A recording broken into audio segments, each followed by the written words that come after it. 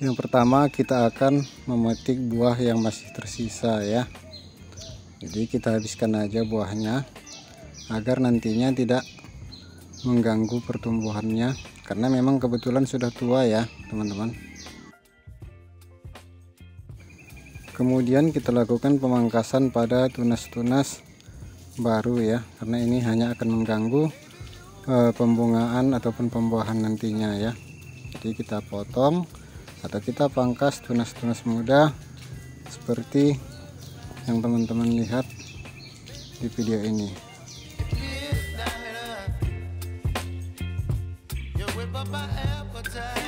Setelah pemangkasan selesai, maka yang perlu kita lakukan adalah perbaikan media tanam ya. Karena dalam tabu lampot salah satu hal yang paling penting adalah media tanam itu harus baik ya. Artinya media tanam harus mengandung unsur hara yang banyak agar mampu membuat tanaman kita bisa berbuah ya. Caranya yang pertama kita korek terlebih dahulu dengan menggunakan pisau atau parang. Jadi untuk mendapatkan media tanam yang subur pada tabu lampot, kita harus sering-sering mengganti atau menambahkan media tanam yang baru ya. Karena jika kita mengandalkan pupuk terus-menerus, lama-kelamaan media tanam kita juga akan rusak ya teman-teman. Nah kemudian untuk sisanya atau bekas media tanam ini jangan dibuang, nanti bisa diolah lagi menjadi media tanam yang super subur ya teman-teman. Dengan melakukan pengirisan pada akar seperti ini, lalu kemudian menambahkan media tanam yang baru, maka kita sudah memberi kesempatan pada tabu lampot kita atau tanaman kita untuk menumbuhkan akar-akar baru, sehingga seiringnya dengan tumbuhnya akar baru nantinya diharapkan akan tumbuh bunga baru ataupun calon-calon buah ya. Biasanya berdasarkan pengalaman ini sangat efektif sekali ya teman-teman. Jadi baik atau tidaknya media tanam itu menentukan baik atau tidaknya tanaman kita ya. Jadi kita memang harus rajin ya teman-teman.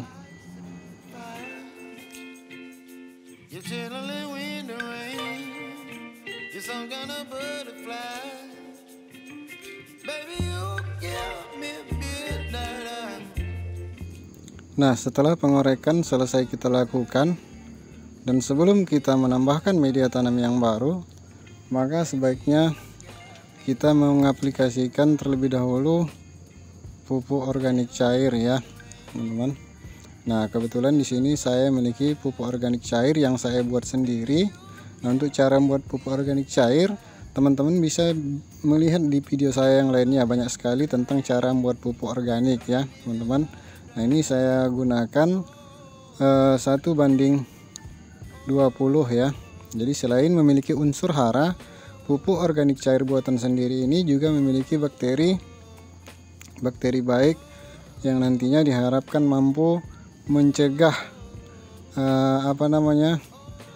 ancaman penyakit baik itu patogen, pengganggu maupun bakteri pengganggu ya, sehingga dengan bebasnya tanaman kita dari patogen pengganggu maupun bakteri pengganggu, maka tentu saja tanaman kita akan bisa tumbuh subur dan sehat ya teman-teman. Kita siramkan aja seperti ini.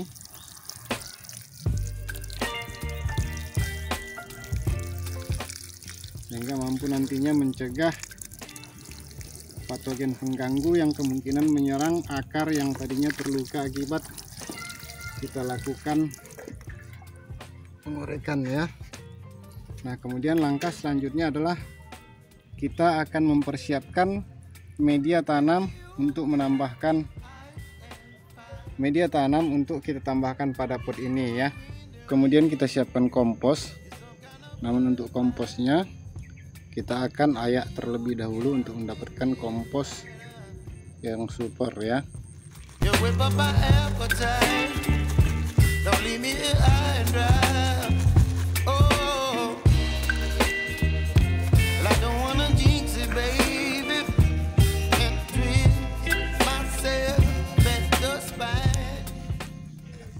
Kebetulan ini adalah kompos kulit durian murni ya, bagus sekali. Setelah diayak hasilnya sangat bagus ya teman-teman. Siapkan tanah, kompos, atau boleh menggantinya dengan pupuk kandang, lalu kemudian sekam bakar ya. Nah kemudian kita aduk sampai rata ya.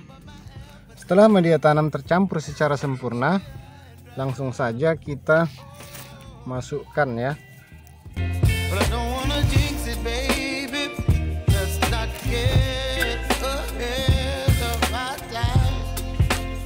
Biasanya dengan cara seperti ini akan tumbuh akar-akar baru, dan biasanya setelah akar baru tadi tumbuh, maka akan diiringi dengan tumbuhnya bunga-bunga baru ya, sehingga akan menghasilkan buah kembali ya, seperti itu.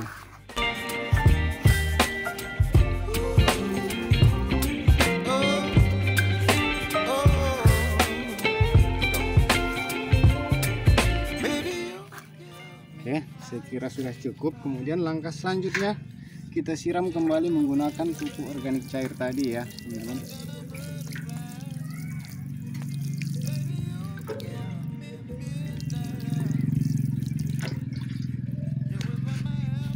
Baik teman-teman, setelah semua kita lakukan, mulai dari pengkorekan tanah, kemudian penyiapan media tanam dan penambahan media tanam pada tabulam pot sawo ini, langkah selanjutnya yang penting kita perhatikan adalah yaitu penyiraman. Lakukan penyiraman 2 kali sehari ya, karena bisa jadi akibat pengkorekan tadi itu berpengaruh kepada tanaman ya, sehingga kemungkinan dia akan layu. Jadi untuk mengatasinya, untuk mencegah agar supaya tanaman kita tidak layu, kita perlu melakukan penyiraman pada pagi dan sore hari ya, karena jika nanti layu dia akan stres ya teman-teman, seperti itu. Nah kemudian langkah selanjutnya setelah nanti kira-kira 2 minggu kita bisa memberikan pupuk kembali ya. Untuk pupuknya terserah teman-teman, boleh menggunakan kimia maupun organik ya. Kalau secara pribadi saya menggunakan pupuk organik ya teman-teman. Jadi gunakan pupuk organik ataupun pupuk kimia yang mengandung NPK ya, seperti itu. Setelah itu seminggu kemudiannya lagi bisa lagi diberikan pupuk organik maupun kimia, tetapi gunakan pupuk yang mengandung P dan K ya, seperti itu. Oke teman-teman, saya kira hanya itu. Mudah-mudahan bermanfaat. Terima kasih telah menonton. Assalamualaikum warahmatullahi wabarakatuh.